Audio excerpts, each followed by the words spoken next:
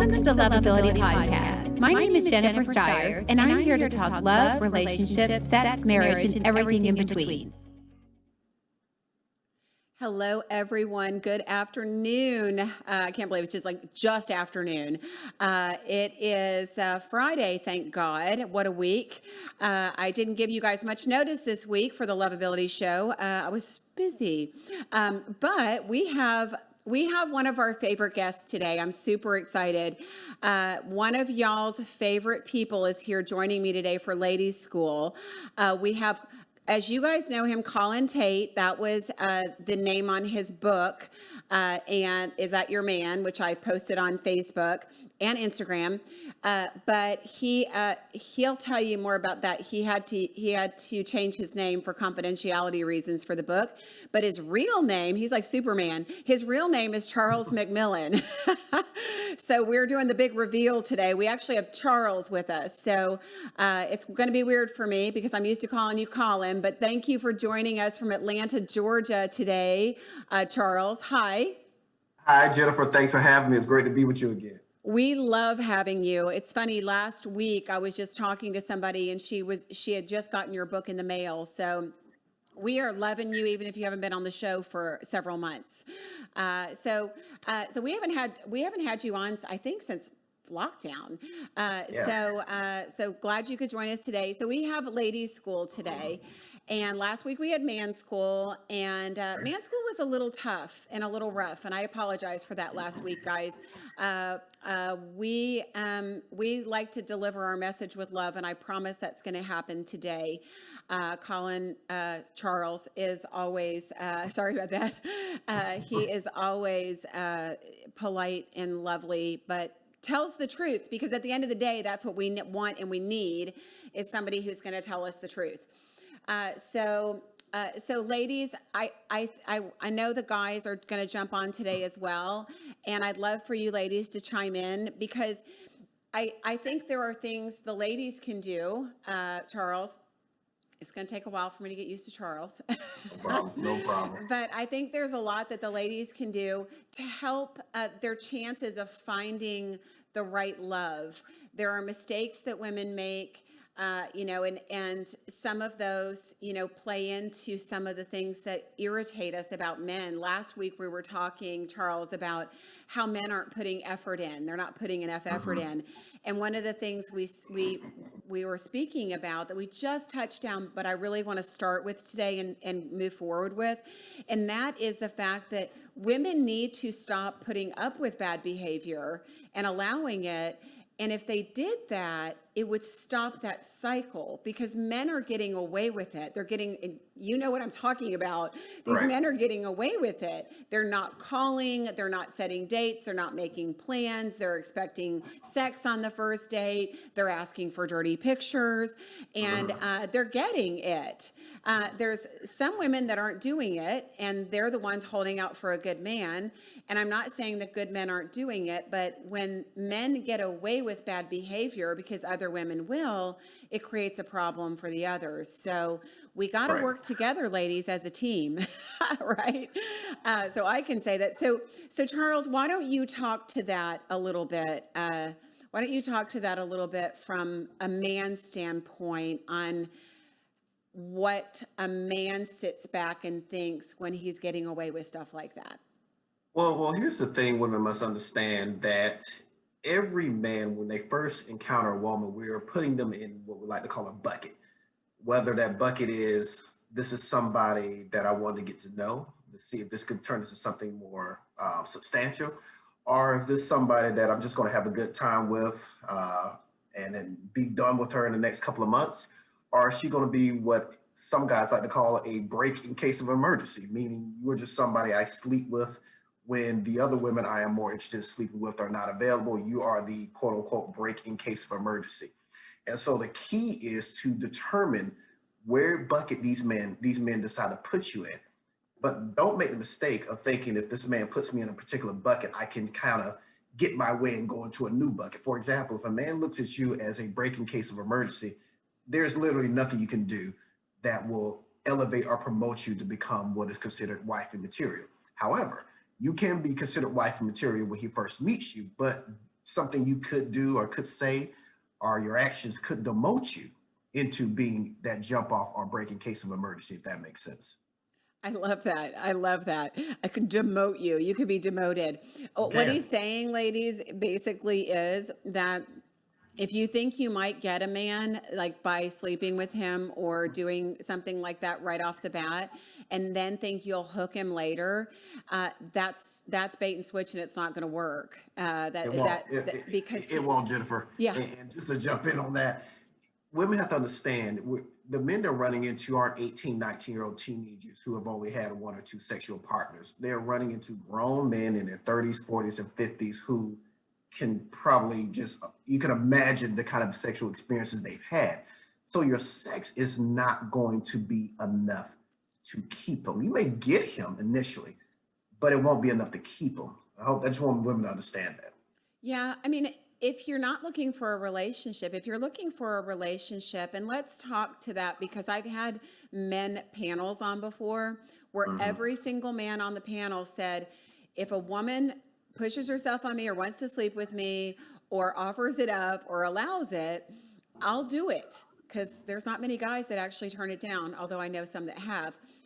They'll actually do it, but then the chances of them actually wanting to go out with you and build a relationship with you afterwards, as Charles has said, you've been demoted. I mean, Yeah. does it mean, is it impossible? No, but now you're going to have to work harder because he's put you in another bucket. Correct. So yeah.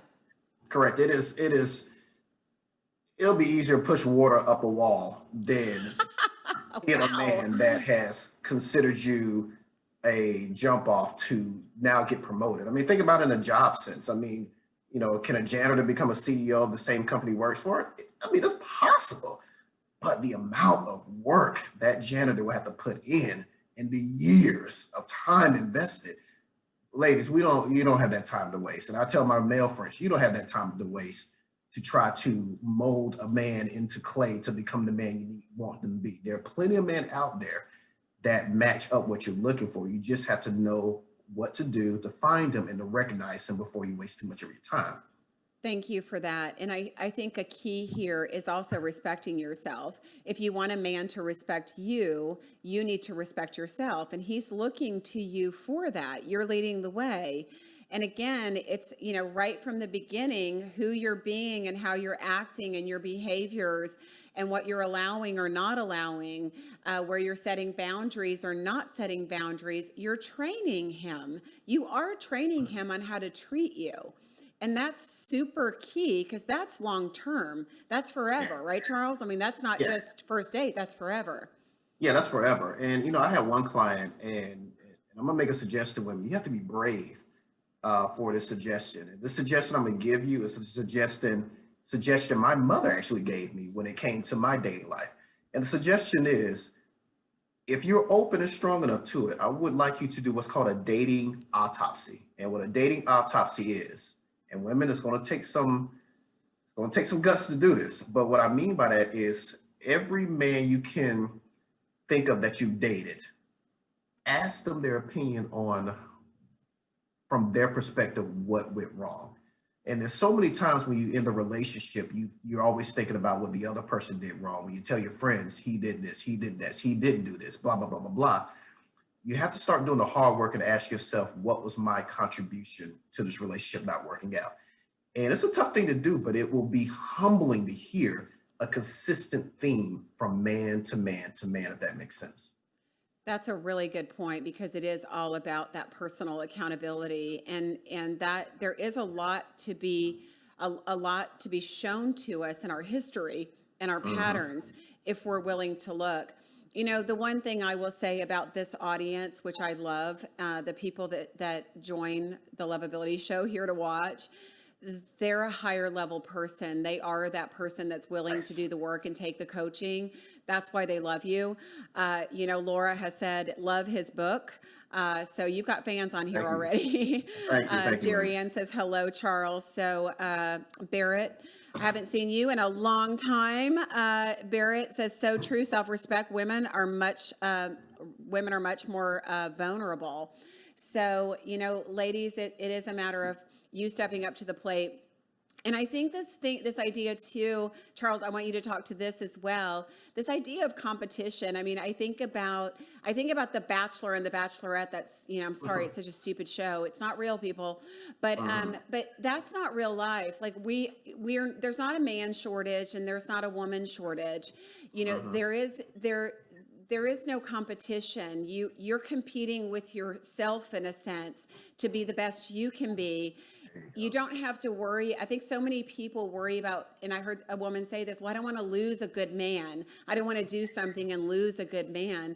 You're not going to lose anybody that isn't meant for you, Mhm. So I mean, you will lose somebody if they're not meant for you, but not otherwise. So it's super important to show up and not worry about what everybody else is doing, or not have to outdo or think, be better, be prettier, be skinnier, be Mhm. smarter, be anything more than you are. That person's got to love you for you. Correct. And there is, if you're showing up as your authentic self, what he's seeing is what he's getting, and that's really what he wants. So let's talk about that from a guy's perspective, because women change the goalposts too. Some women can be really Mhm. charming and lovely and then turn into, Sybil down the road as Yeah. well. Yeah. So let's talk about that consistency from women that men need. Yeah, I mean, here's the thing, just be yourself. Yourself is good enough. And if you're sitting here listening to us right now, and deep down, if you're looking in the mirror and if you don't think you're good enough, then it is not a man's job to make you feel good about yourself. So we're already behind the eight ball. And Jennifer just alluded to it. The first thing you must do is do that internal work and say, okay, I like what I see in the mirror. I am put together. I'm ready. Ladies, think about like a job, finding a job. Is your resume put together? Yes.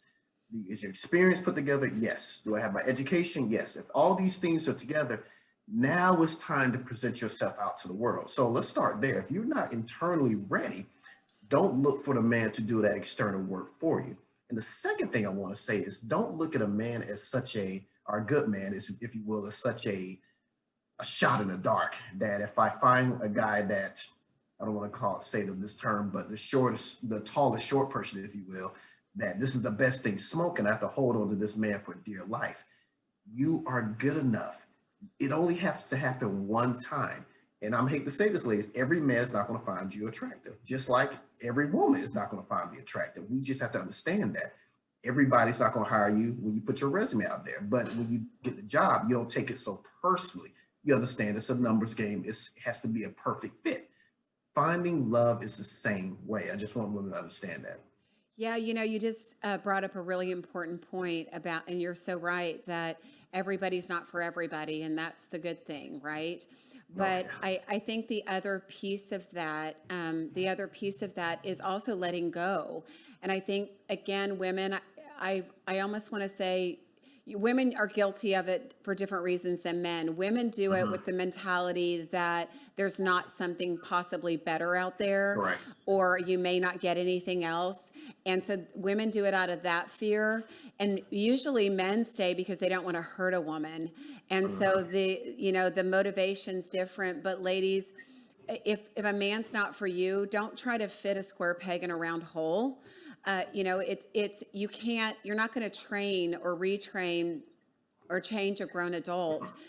They are who they are. They may make sacrifices or modifications, but to go in full on thinking you can change somebody, or that you can put up with that, or you're going to settle, that's not a happy place. It's not a happy It place to isn't. be.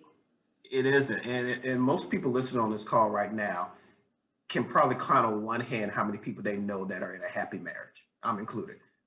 There are very few people I can speak of that are happily married. Myself, few friends, a few family. But the reason you have so many people who are unhappy and miserable in their marriage or relationships is because they're doing what you just said not to do, trying to fit a circle in a square, trying to make it work. Yeah. And people, once you get married, I mean, it's just an extension of the type of person you've been dating. It gets really real and it can get extremely difficult, extremely hard. And I had a couple I was counseling a couple of weeks ago, married couple, and I asked them a tough question. And I ask people who are dating someone right now the same tough question. And the question is this: the person you're dating, let's say women, the guy you're dating right now, or the guy you're married to or engaged to right now, if you have a daughter, would you want your daughter to marry or be with somebody like the one you're with right now? And I'm gonna tell you, that's a gut checking question, because there are a lot of people that cannot answer that question correctly. Yeah.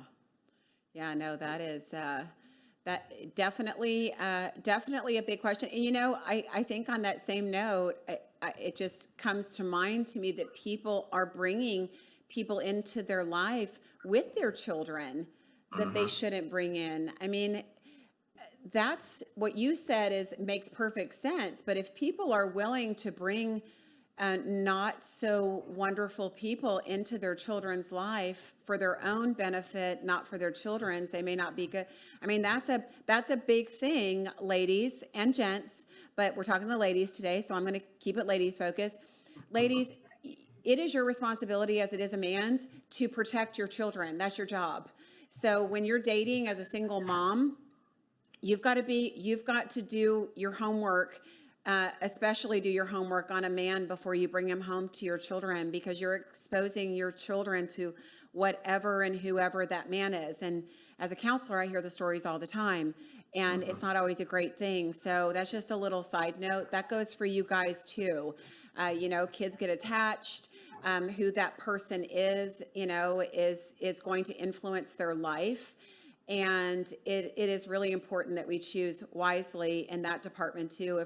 It's not just about us when you have kids. It's not just about you and your happiness and your pleasure. It's about your children too. One of the things I wanted to cover today too, and I know you're going to be great at talking about this too, Charles, is dating outside of your box, ladies. You're worse than men. I'm a matchmaker, I know. You ladies get in this dating box of this certain type of guy, and you complain about him. You complain about him not being, attentive to your needs, being egotistical, narcissistic, word thrown around a lot, all the wrong qualities, but yet you're not willing to change what you're looking for.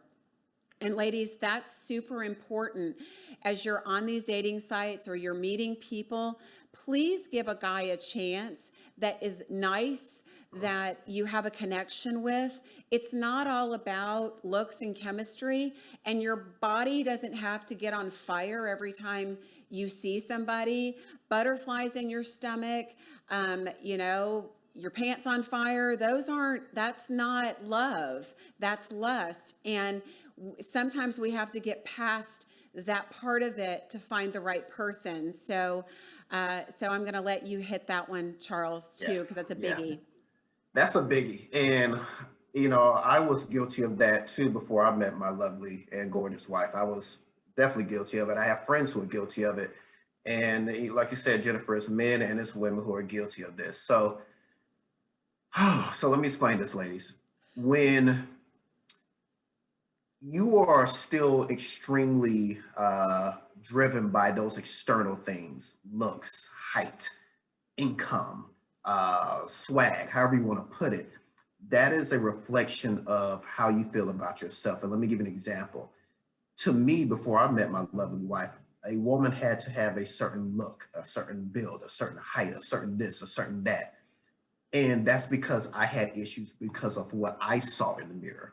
And so I was looking for the woman to compensate me for how I felt about myself. So the more extreme or however low your self-esteem is, whether it be physically, mentally, emotionally, that's how extreme the person who you're looking to date must be.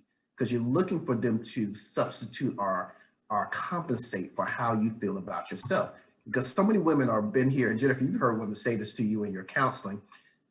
He's a great guy, but something's missing. I don't feel that spark. I don't feel that it factor. There's that connection is missing. And what's happening is you're meeting a gentleman that is actually healthy. He is not activating that dysfunctional side of you. And that dysfunctional side of you was somebody who was either very attractive, unattentive, emotionally unavailable, played games, and you're confusing the excitement with the drama. And I'm guilty of it. The reason I can speak so well of it is because I was guilty of it myself. You confuse drama with excitement. And so what happens to so many men and women who finally decide to get married and try to push aside those dysfunctional issues, they always tell me this when they meet the person they end up marrying. They always say it was boring initially. They always say it was boring. It's just something's missing. That's because this person has come to you with no drama, no dysfunction. They're healthy. They're saying you are good enough. You don't need to jump through all these hoops and obstacle courses that all these other men have put you through. I'm telling you, you're good enough. But some women have been so damaged that when they meet a man that says to her, you don't have to do all this, in their mind, they're thinking, well, I know I'm not good enough. So that means something must be wrong with you if you don't think I have to jump through all these hoops. Yeah, that's that you gave me a jumping board too here. So that we always talk about the whole concept of trauma bonds, but a lot of this does come from our childhood. And Yes. again, we keep the last couple of weeks, we've really driven that home to all of you. Where you came from and the type of environment that you grew up in. If you grew up in a very toxic, chaotic home, or you grew up with a very controlling type A father, ladies, that's what you're going to be attracted to because Correct. you know how to do that. You know how to deal with that type of personality. You know how to deal with that type of environment. Sometimes in a chaotic environment, I was just talking to somebody yesterday that we were talking about that whole term of peacemaker. And, so many people that grew up in dysfunctional homes with addictions, alcoholics, all kinds of dysfunction, they end up becoming this peacemaker in the home. And then, so what does that mean? It basically means, you know how to take chaos, and it doesn't matter what's going on around you. You know how to channel that and find peace in all of that, or create peace amongst people around you in those kind of situations. A lot of times in chaotic or abusive homes, there's that dismissive quality of everything's really bad one day and there's all this abuse taking place. And the next day when, the drama's over, everything's fine and we've swept it under the rug. These are all patterns. And I know I just brushed through those because those are big, but those are all patterns. If they made sense to you, they're all patterns that you need to get out of. That drama, that chaos is something but it's not good for you. Being Correct. a peacemaker and knowing how to find peace in chaos, or peace with an angry person, or peace within a toxic relationship, that's not healthy. It's what you know, but it's not healthy. That's correct. And so many people who are single, a lot of the reason they're single, it is tied to their past as a child and dating experience. So for example, I'm gonna list some of the reasons if you are struggling in your relationship, what could have happened in your past. Number one, you could have dealt with some abandonment issues with your mother, father. You may not know your father, you may not know your mother, you may know who your father or mother is, but they were not in your life. Number two, some of you listening may have been adopted. And when people have been adopted, there's a sense of that they don't belong, and they have a longing for being part of a family, being part of a culture. Number three, if you were dealt with any type of abuse, whether it be emotional, physical, sexual, emotional abuse, that could have this effect on your relationship status and who you decide to meet. Another reason is if you were dating a man or you met a man that, how can I put this, that hurt your heart, broke your heart, but you are not over what that man put you through. You may be over him per se, but you're not over the experiences or the trauma or the pain. There could be a little bit of PTSD, if you will, attached for that relationship. So if you have any of those issues that you have dealt with and are as a past and a child and have not dealt with it emotionally, then you cannot run from it. It will follow you in every relationship. Yeah, thank you for that. So true. You had those lined up perfectly. And, abandonment issues, big one too. And as Charles said, there's lots of different ways in which those can be triggered. The best thing about relationships is that they trigger us. I mean, in some ways, even once you've done healing, it's beautiful, as a counselor, it's beautiful for me to see somebody come in a relationship that's triggered at the next level. So there's all kinds of, it's that onion, there's all kinds of layers Uh-huh. to healing. And so just because somebody triggers you in a relationship, it doesn't necessarily mean it's a bad thing, because it does give you an opportunity to open that up and heal it once and for all. Mhm. And that can be a very beautiful thing. So we can't expect a relationship to be perfect. And maybe that's a place where we need to try kind of dive into here, is that idea of perfection. I tell people to do these lists, like put this list together of what your ideal person is. And that's really more so what you're looking for, because so many people, it's just a hodgepodge. They're just out there looking for the thing that catches their eye, versus really knowing what they want, what their heart needs, what their soul needs, what they want in their life, lifestyle, morals, values, character, things like that really make a big difference. That's why Yeah. you have to do the list. But so many people go by that list and are not willing to move outside of it, because we do have to understand nobody's a list, right? Yeah, because you're not trying to, and I'm guessing everybody on this call eventually wants to be in a long-term healthy relationship that, maybe will lead to marriage. You're not trying to do this for a week or a year. You're trying to do this for the long haul. So I guess think about it like this. All of us on this call have all been frustrated at a job. And sometimes the thought of just leaving that job and just putting your 2-week notice on your boss's desk feels so gratifying. You almost don't even care where you go. I mean, again, you don't want to work at a fast food restaurant per se, no offense, but you're so frustrated that you just want to get away from that job. And what happens is you leave that job, you feel good. People are like, man, I'm so glad you're getting out of here. And what happens? You start working that new job. Then after a week or two, you start thinking, this isn't what I thought. This isn't so much fun. And what happens when you make a list that Jennifer says, but you make it with a lot of external, superficial things that you're looking for: height, built, look, swag, sex, and all that stuff. After a while, it wears on you. It doesn't have the same oomph as it does. Kind of like when you buy a car, you're so excited about the car, but after a while, when that new car smell runs off, when everybody has stopped being excited about seeing you in that car, and it's just a car, that car note seems to come around very fast, if that makes sense. Got it. Yeah. It made me think of my fast car. I love my car. I get excited every time I get my car. Yeah. So it is important, ladies, that you step out of that box, out of that list, Mhm. and go. This is a big thing for you, ladies. This is one place where you're really going wrong and you're really missing the good guys. Some of the best guys I know are not 6 foot tall. And Yes. ladies, the average height of a woman, I don't know, I want to say it's 5'4" or 5'5". Mhm.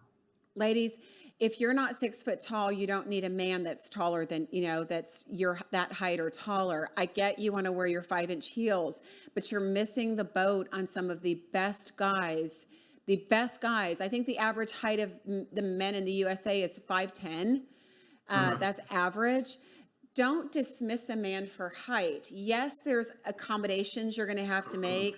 Maybe you have to wear a lower heel. Maybe it's going to feel different when you're holding hands or kissing him at the level you're at.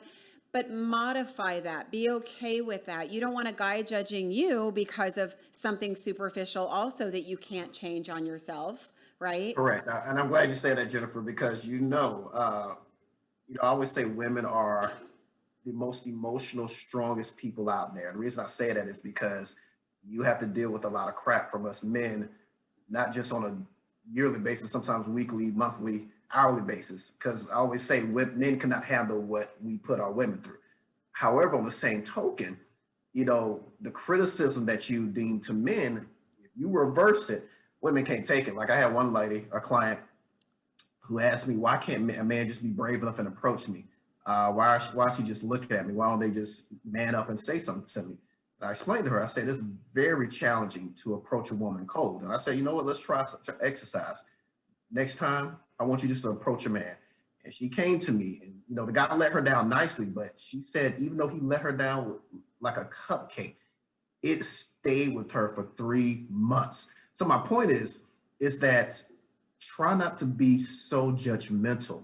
And the other thing, like Jennifer said, when it comes to all these height requirements and things of that nature, you just got to ask yourself, why is this so important?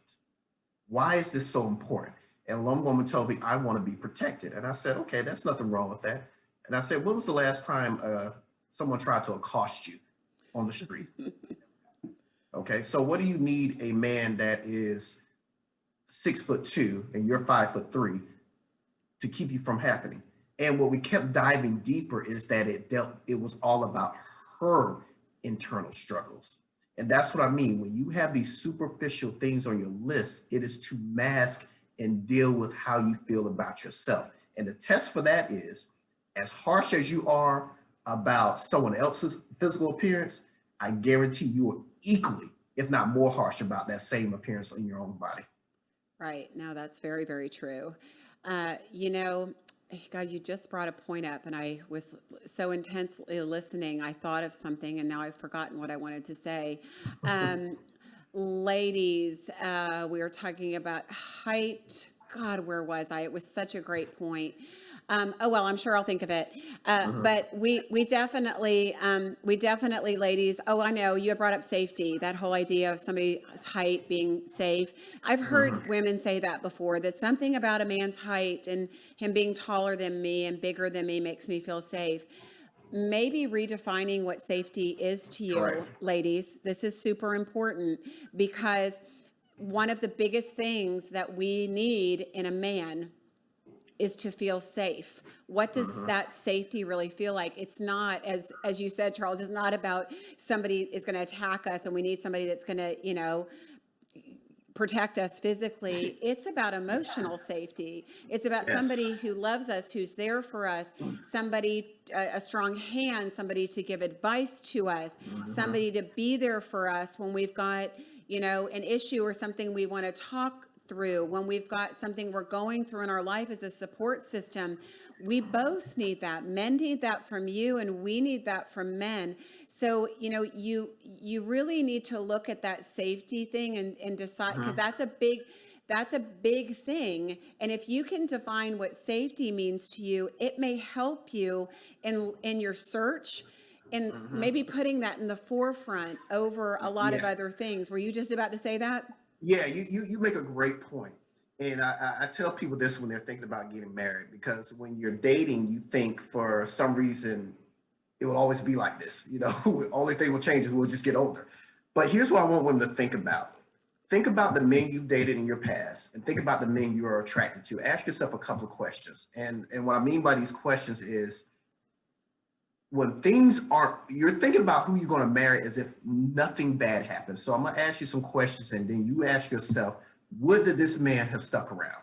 One, if I lost this job, would this man support me? Would this man be there emotionally, spiritually for me? If I got hurt and for some reason was handicapped, would he stick by me? If I had to move a mother in my house, would he stick by me? If I had to move a father in my house, would he stick by me? If I could not have children, would he stick by me? So stop thinking about the man you're attracted to and the man you're going to marry as if no drama, everything would be hunky-dory. You have to ask yourself those tough questions about what if when life hits you, and say, would this man stick around? And when I did this exercise, I thought about the women I dated, and I said, you know what? If I got laid off, I have some women I dated would have been on my back left and right. Or if I had to move my father in, she couldn't deal with it. You just have to ask yourself those tough questions when you're thinking about getting serious with somebody. Yeah, and on kind of that same note, though, I think sometimes women go into a first date, just a first date, ladies, with could I marry this guy? Is this guy marriage material? Or and putting the cart before the horse. That's a huge expectation. Those you don't. That's not what you're trying to find out on a first date. I mean, the first few dates should be about finding out about them, their history, their childhood, and listening for, whether they are healed, listening for what they're looking for, listening if there's a match for you, lifestyle wise, values wise, Right. just to see where you're aligned. Who cares about, marriage or anything like that? I hear so many women say, I just can't see myself with them long term, or I could never be married to a man like this. Well, it was just a first date or a second Just date. the first date. Take the pressure off. The job of a first date is not to sit there, interview the guy, and walk him down the aisle, and then go back and tell your girlfriends, "I met the one," or show him his picture left and right. That's not the point. The first date is just to determine, should there be a second one. That's it. Second date, should there be a third one? That's it. It's not about pre-qualifying. It's not about spilling. I had one lady ask me, should I tell a man that on the first date that I'm celibate? I'm waiting till marriage to get married. I said, no. I said, do you think if his credit score is 500, he's telling you on the first date? Absolutely not. You have to let the value get built. Because that's why when you watch those shows like House Hunter or stuff like that, there's a reason they tell you, what's that show, Jennifer? Love It or List It. I love that show. I do too. I love that show. Love that show. If you notice, he always tells you the cost of the house at the very end of the tour. Why?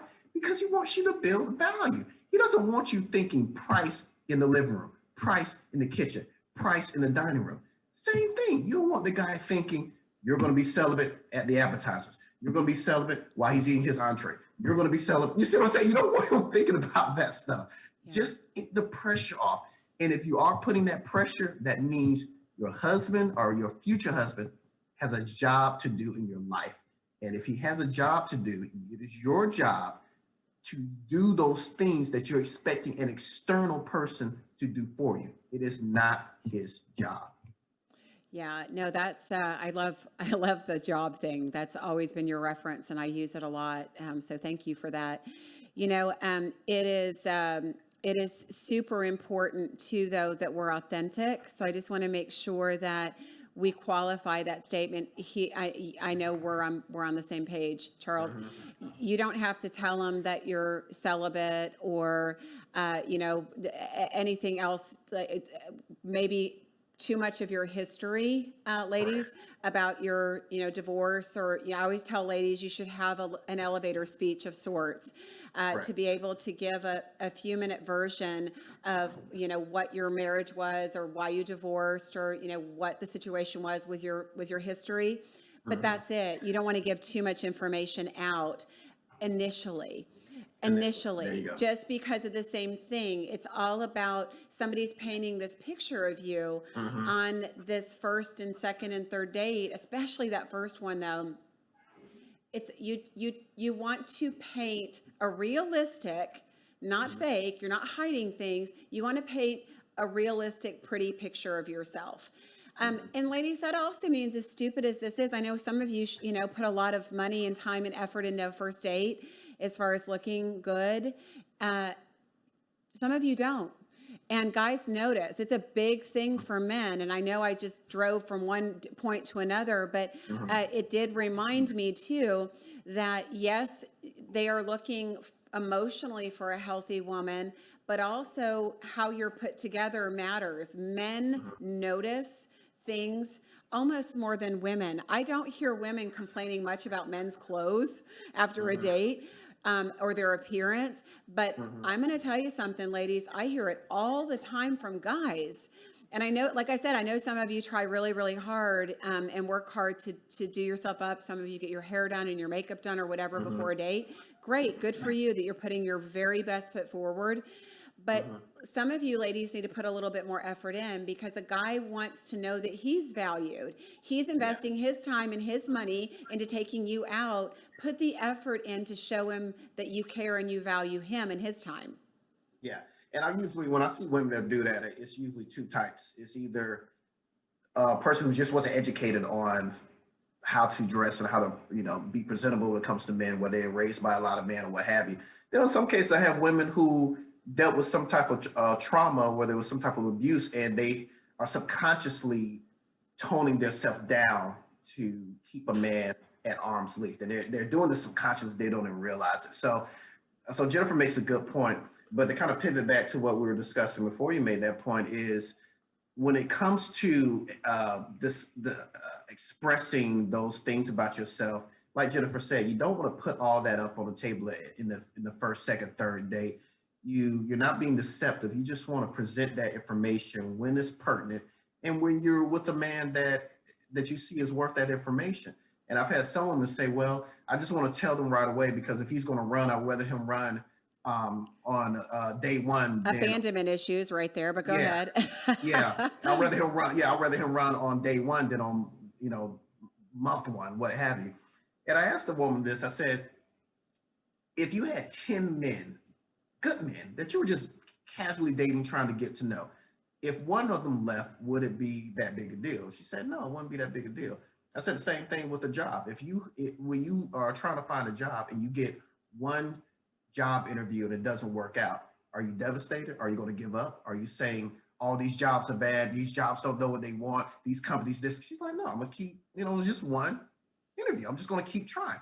You have to have that same concept with your dating life. It's just one date. Don't put that much pressure. Don't already have your job thinking I'm going to retire with this job.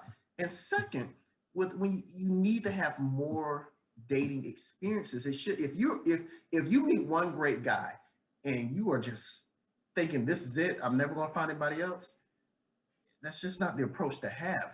But you need to be dating multiple men, meet multiple good men. I'm not telling you to sleep with all these multiple men, of course not, but just get out there and meet as many men as you can, get to know them, and then you start weeding it down. Thank you. You have the control. I love that point, ladies. I want to make sure you heard that. Do not put all your eggs in one basket. Please don't, because we don't. And men definitely don't put all the eggs in one basket. Because let me tell you something about men. When a woman doesn't treat us well, or if a woman doesn't treat us the way we need to be treated, we get out of there. And the reason we get out of there because we are confident that we can find somebody that will treat us the way we need to be treated. The problem women have is they don't have that same confidence, but they should. Just like you feel if a job disrespected you, if a job mistreated you, if a job didn't pay you your benefits, you're like, screw this, I can find another job. You can find another man. It is not this unreachable thing that you think it is. Once you figure out what you have been doing wrong, your eyes will be open. And last point I'm gonna make, I had one woman who, there was a guy at her apartment complex. She saw him for 6 years. Guy never approached her, never said a thing to her. And we did some work on herself. We helped her understand these internal walls she was keeping up while men just kept staring at her and not saying a word. And the minute she started doing the work, she called me and she said, Charles, this guy saw me 6 years and he asked me out. Now it didn't work out, but she couldn't understand. And I said, energetically, your walls will come down. Because when a man sees you scowling, walking fast in the grocery store, on your phone, it just sends a message to him, leave me the hell alone. And that's why when you do get approached, it's always these jerks. Because these jerks see the same thing, but they don't care because they don't plan to be around that long anyway. What a great point. That last point was awesome.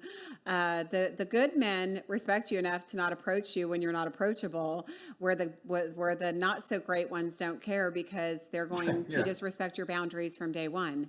Day one, they don't care. Yeah, no, that's a wonderful point. And that is true. You will, somebody had asked me yesterday, she said, as I'm doing this work on myself, when am I going to notice the change? When am I going to start attracting different? She said, that's the piece that everybody always seems to leave out. And it's not a left out piece. It's an energetic thing. When you become healthier, when the walls start coming down, when you're more open, when you're more vulnerable, more trusting, it shows. And that's when you become more approachable from men. Yeah. So because every man has approached a woman, and women, you guys can be ruthless. They certainly can be. I hear women say a lot, and I really want to make sure that I bring this up. Ladies, I hear you a lot saying, where have all the good men gone? or a good man is hard to find. Mhm. And I'm here to tell you, because I'm in this business as a matchmaker, there are lots of great guys. There are Definitely. so many great guys. If Mhm. you're not finding them, it's you or your search. Okay, so that's super important.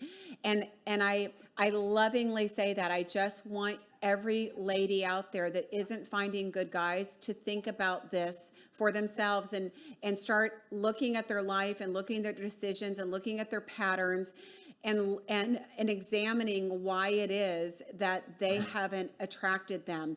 I mean, I'll give it this too. I mean, we are coming out of a pandemic. A lot of you Yeah. ladies need to get out of your comfortable space. Number one, get out of your yoga clothes. And number two, get out from behind your computer on dating Mhm. sites and go out and meet people. Yes. I've just started, Charles, here setting up events again. So we have a Oh, party on the nice. 31st coming up. Ladies, if you haven't heard about it, it's on my page. Come to go where the good people are. Don't go where the players are. Don't go where the pickup people are. Don't go to a bar at, 10 p.m., waiting to pick somebody up, that's gotten intoxicated. You've got to go where good people are, where good people are doing things respectfully that you like to do, activities that you like to do, hobbies that you like to do, sports that you like to do. Go to those places where those people are and get out and meet them face to Mhm. face. You're going to be able to see if there's a connection. I mean, I cannot stress this enough. Chemistry and love and attraction and all that happen when you're in the Yes. presence of somebody. The online dating thing, yes, it has its functionality. I get it, Mhm. but there's steps, so many steps before you actually meet that person and get to see Yeah. if there's chemistry. Get out. Go out Yes. and do stuff, and look people in the eye and smile at people and talk to people. And ladies, don't be shy to make eye contact with a man. You don't have to run over and grab him, or go sleep with him. You don't have to do that. And I'm saying that because I see women in restaurants and bars doing this, where they're just aggressive. It's not assertive, it's Mhm. aggressive. You Yeah. don't have to be that. You can let a man come to you, buying signs for a man to come to you. Charles, you're the perfect man to talk about buying signs. So, Oh, how does a yeah. woman let a man know that she's interested? Oh, I mean, it's easy. Stroke your hair, intense eye contact, smile at him, wave at him. There are 1,000 things you can do. I mean, men are so simple. I mean, you guys are making us complicated. We are so simple. At one moment, asked me, "How do I know if a man is interested in me?" And I was like, "Ugh, it's so simple." Put it to you like this, women. Every one of you have had a man that was very into you, but for some reason you didn't like him. You didn't like his height. You didn't like his look. Jennifer, I'm sure you've had plenty of men that have liked you. For whatever reason, you weren't attracted. But did you have to wonder? Did you have to guess? Did you have to ask your mom? Did you have to ask your friends? Did you have to read a relationship book? Did you have to ask me? No, you knew without a shadow of a doubt, this guy wants me. The problem is when you meet a man that is giving you these mixed signals, Amen. answer is the mixed signals. The problem women have is they try to rationalize and make sense out of the mixed signals. The mixed signals are the answer. You think if he met Beyonce or Scarlett Johansson that he would give her mixed signals? Hell no. He I won't, because love he doesn't it. want anybody to think that he's playing around. When I met my wife, did I give her mixed signals? Hell no. I want her to know I want you. So if a guy is giving you mixed signals, that is the answer. It's so simple. It's a no. It's a no. Take mixed signals as a no. We Yes. have talked about that a million times. Thank you. Thank you very much for that. One last thing I want to make sure we hit. We got about 10 more minutes, I think. I think it's really important, especially for women, because we've got platforms now. We've got, some of you have dating sites and pictures on those, and descriptions you've written, and then everybody's got social media sites as well.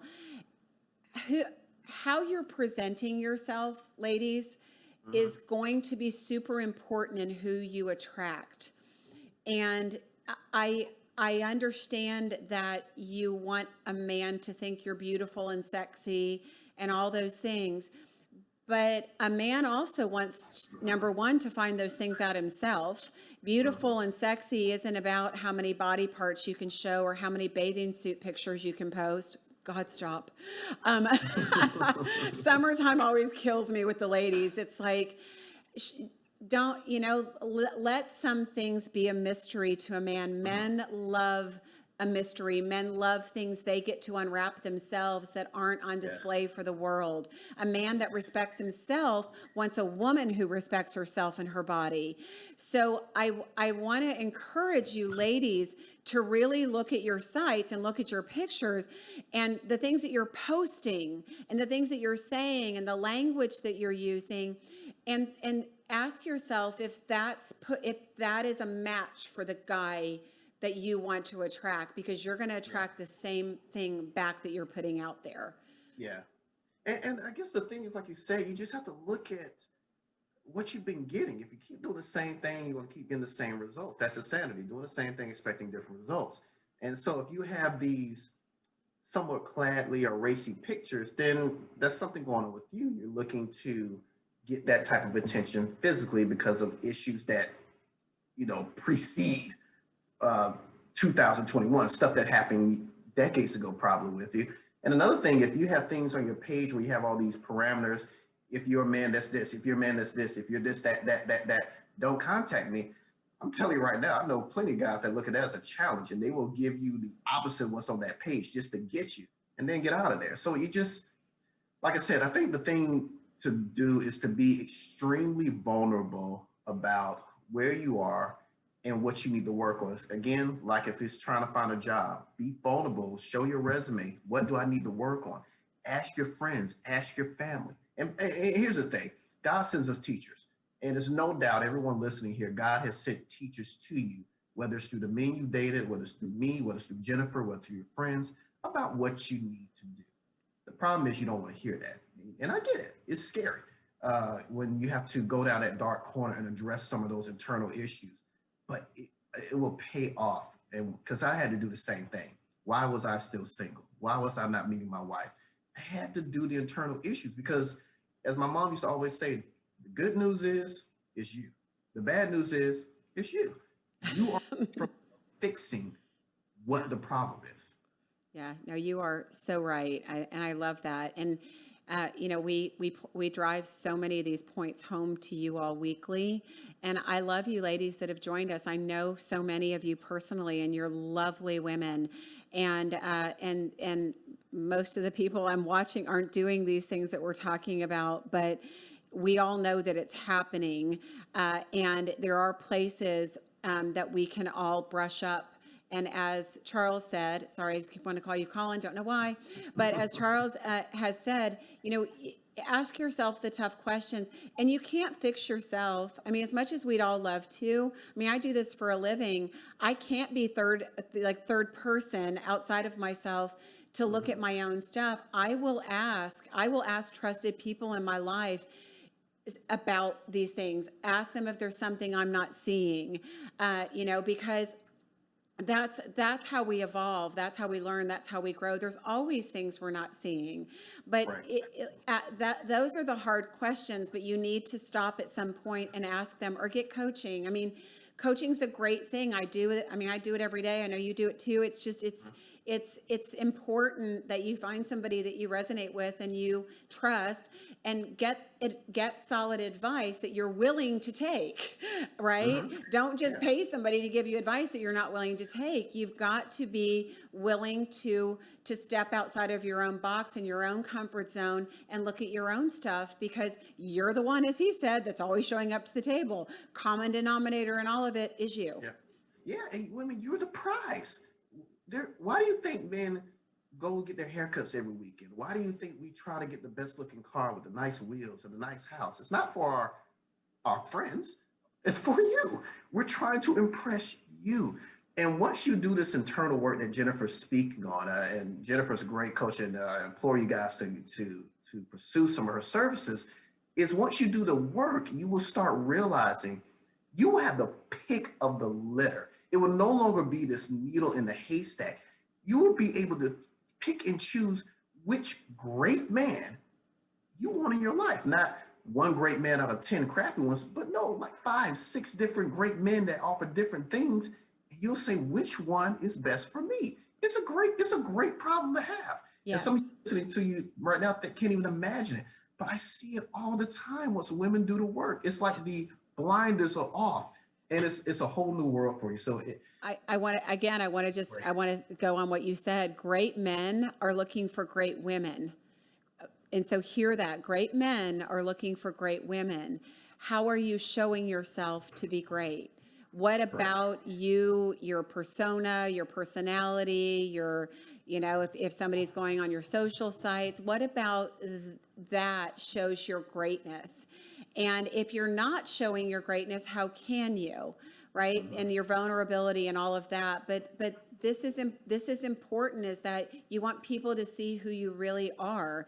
And great men are also looking for great women. I don't know if any of you guys are on there. I guarantee they're all like, yes, that's exactly what we're looking, because I have the same question from guys that I do from the ladies. The ladies say, we're all the great men. The men say, we're all the great women. Yep. And ladies, I'm going to say one thing, because I did get some feedback from men before this. Men have said, please respond. Please pick up your phone. Please have the conversations. Please put effort in also. There are plenty of men out there that are putting in the effort, and pay attention to those guys and give it back. Give them the time and the energy that they deserve back. You might just run into your soulmate that way. Yeah, just be open. I mean, like I said, before I met my wife, I was just, I stopped having this walk down the aisle mentality and just started to be open and just went places, met people, did different things, because I wasn't doing that at first, because I felt I needed my wife to be there for me to do these things, which means my future wife already had a job. I hadn't even met her yet, and she had a job. So the point is, if you already know that there are things you're holding off doing until you meet your spouse, the poor guy has a job to do. I implore you, do all those things now. You remember, your life, you have to have a whole, complete life. It is not a man's job to create your happiness. It is his job to add to the happiness that already exists. So if you're looking for him to create your happiness, you'll be single for a long time, start picking out your cats at the Humane Society, and it's a wrap. But you do the work yourself, then the man, he will be there. And you won't feel so desperate that I need a man to complete me. You'll already be complete. He's just the icing. Absolutely. I love that. I'm going to wrap this up. We are out of time. I love your energy. I love your advice that you give. I love you being here. You have to come back soon.